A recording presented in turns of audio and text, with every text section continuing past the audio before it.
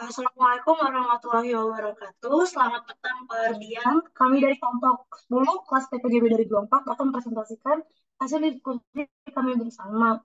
Sebelumnya perkenalkan saya Salsabila Sandra bersama teman-teman saya di sini ada Ansal, kemudian ada Eustasia, lalu ada Alexander Manik dan ada Farah Fabiola. Boleh next. Selanjutnya saya akan menjelaskan mengenai etanol dan etilen. Jadi sesuai definisinya, etanol adalah senyawa kimia yang termasuk dalam kelompok alkana yang paling sederhana dan merupakan hidrokarbon jenuh karena hanya mengandung ikatan tunggal antara atom-atom karbonnya. Sedangkan etilen adalah senyawa kimia yang termasuk dalam kelompok hidrokarbon alkana yang terdiri dari dua atom karbon yang terikat oleh ikatan angkat dua dan masing-masing terikat dua atom hidrogen. Berikut ini sifat fisika dan sifat kimia dari etana dan etilena, yang mana etana memiliki rumus molekul C2H6 dengan wujudnya gas dengan berat molekulnya adalah 30 gram per mol, dengan titik bekunya 89,8, titik di 184,5, dan merupakan senyawa kovalent nonpolar yang mudah terbakar. Kemudian ada etilena dengan rumus molekul C2H4 berwujud cair dengan berat molekulnya adalah 28 gram per mol, dengan titik lelehnya adalah minus 199,2 Kelvin, dan tidak larut dalam air serta berwarna dan berbau, tidak berwarna. Nah, berikut itulah manfaat dari etana, yang mana etana itu dapat dimanfaatkan sebagai bahan baku kunci dalam pembuatan plastik, terutama polietilena dan pelarut dalam industri cat, tinta, perekat, dan lain sebagainya.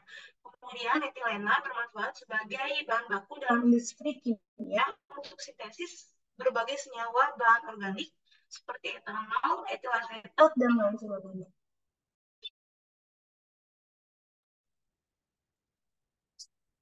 Baik, saya izin melanjutkan. Sebelum perkenalkan kembali, nama saya Alexander Manik.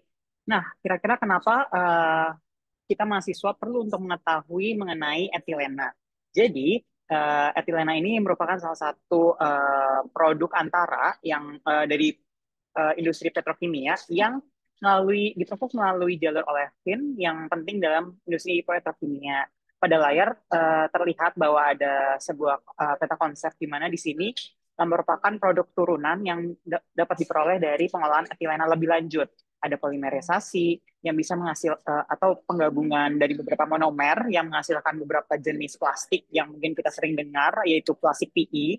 Ada juga oligomerisasi, ada klorinasi yang menghasilkan salah satu jenis bahan polimer juga, yaitu adalah PVC atau yang biasa kita kenal sebagai bahan pipa. Dan ada oksidasi, ada dengan oksidasi juga di sini bisa menghasilkan beberapa produk seperti etilen glikol dan acetic acid, dan yang ada asetoksilasi yang bisa menghasilkan povinil alkohol.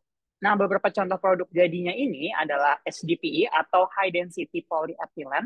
Nah, di sini merupakan plastik berkekuatan tinggi yang biasa digunakan sebagai kemasan produk. Di layar bisa dilihat salah satu uh, contoh dari proses produk dari HDPR, atau di ethylene glycol yang biasa dikenal untuk bahan polyester untuk tekstil dan juga sebagai zat anti beku. Dan yang terakhir ada PVC, seperti yang tadi sudah saya jelaskan, dia adalah bahan termoplastik yang berkekuatan tinggi dengan tahan air dan isolator. Yang perlu di-highlight dari hal ini adalah bahwa dari ethylene ini dengan proses lanjutan dan juga kondisi operasi yang berbeda bisa menghasilkan produk-produk lain yang bermanfaat. Next.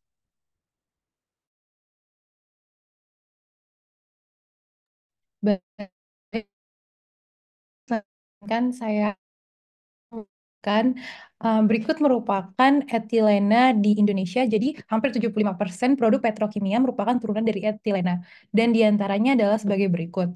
Nah, selain itu etilena juga banyak digunakan sebagai monomer pada pembuatan plastik seperti polietilena, polivinil klorida, dan polisterena seperti yang dijelaskan sebelumnya.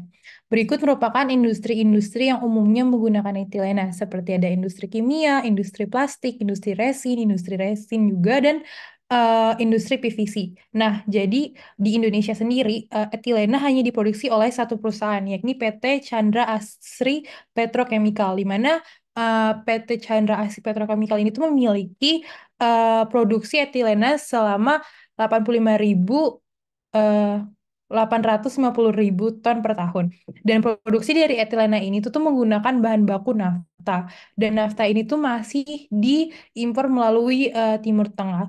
Dan juga etilena yang diproduksi oleh PT ini belum dapat memenuhi kebutuhan etilena di Indonesia sendiri karena masih hanya 85.000 ton per tahun. Sehingga hal ini bisa dilihat dari data dari BPS tahun 2022, di mana tiap tahun impor ke daerah Middle East selalu meningkat.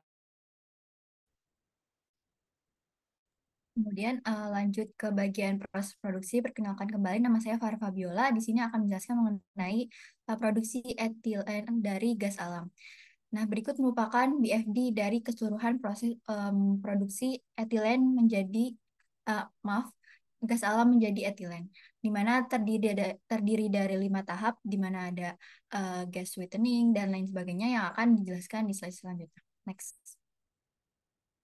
Oke, jadi di tahap pertama itu ada namanya gas sweetening, di mana tujuannya ini untuk menghilangkan gas CO2 dan H2S yang dapat menyebabkan korosi, reaksi samping, dan juga dapat menurunkan kinerja kolom, pipa, dan juga reaktor. Nah, proses yang terjadi di tahap pertama ini yaitu gas CO2 dan H2S ini dipisahkan dengan kolom distilasi, dan nantinya gas H2S ini yang sudah dimurnikan akan dijual atau diubah menjadi produk samping.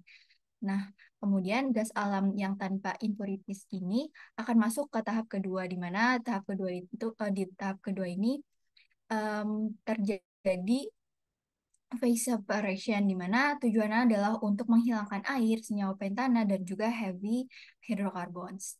Nah, proses yang terjadi di sini diantaranya air dan senyawa pentana dihilangkan dengan tekanan tinggi, kemudian nafta atau heavy hydrocarbons ini dijual untuk pemurnian lebih lanjut. Nah, kemudian hasil dari tahap kedua ini adalah light hydrocarbons yang akan nanti diseparasi kembali di tahap ketiga. Nah, lanjut di tahap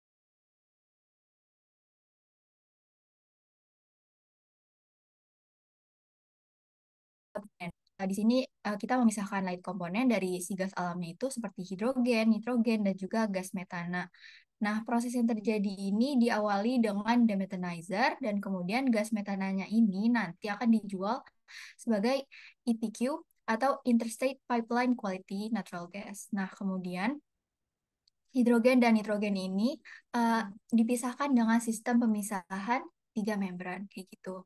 Nah, kemudian lanjut ke tahap 4, yaitu separation of heavy components, di mana seperti namanya, yaitu untuk memisahkan heavy components, di mana heavy components itu contohnya adalah butana, etilen, dan propilen, di mana etilen nanti akan diambil sebagai produknya.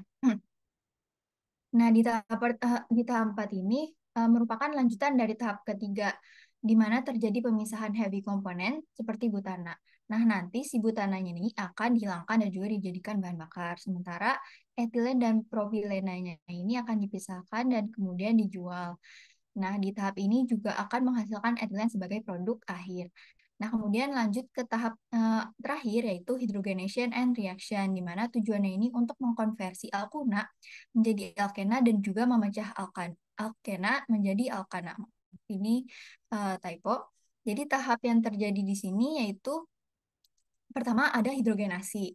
Nah, di hidrogenasi ini tujuannya adalah untuk mengubah alkuna menjadi alkena. Nah, kemudian dari alkena ini lanjut ke tahap kedua, yaitu thermal cracking, di mana alkenanya ini akan dipecah lagi menjadi alkana, dan alkananya hasil dari thermal cracking ini nanti akan diumpankan kembali di tahap ketiga, yaitu separation of light components. Kayak gitu. Next. Baik, perkenalkan kembali, nama saya Eustasya Aurel Nugraheni. Setelah dijelaskan tentang metode pembuatan produksi etilena, berikut adalah kelebihan dan kekurangan dari produksi etilena yang ada. Untuk kelebihannya sendiri, etilena yang dihasilkan melalui proses steam cracking umumnya memiliki tingkat kemurnian yang tinggi dan efisiensinya yang relatif tinggi.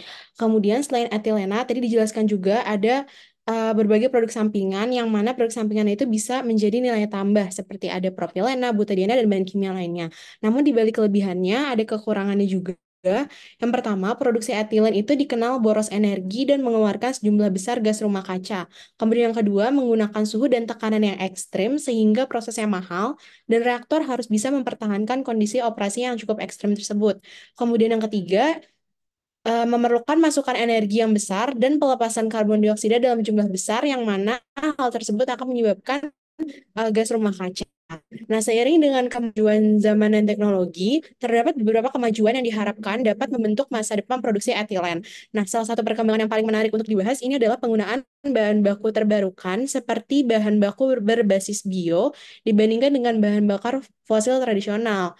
Hal ini karena dapat mengurangi jejak karbon dari produksi etilen. Kemudian yang kedua ada carbon capture and storage. Ini dengan kita menangkap emisi karbon dioksida dari proses produksi etilena, maka dapat mengurangi jejak karbon industri secara signifikan.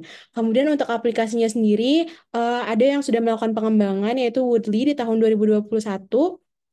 Beliau mengembangkan teknologi penyulingan gas alam karbon dioksida, di mana ini memungkinkan konversi elektrokimia gas alam berbiaya yang cukup rendah menjadi etilena dengan produksi bersama karbon monoksida melalui konversi karbon dioksida secara simultan. Jadi yang membedakan dengan metode tradisional adalah reaksinya di sini. Kalau reaksi yang biasa itu kita hanya mengubah gas alam menjadi etilen, namun untuk pengembangan ini ada reaksi kedua yaitu menghilangkan satu ion oksida dari karbon dioksida untuk menghasilkan karbon monoksida, di mana bisa berguna untuk memproduksi berbagai produk kimia organik dan anorganik, obat-obatan, semikonduktor, baja, dan juga logam. Boleh di next? Yang berikut adalah referensi yang kelompok kami gunakan untuk menyusun PPT ini.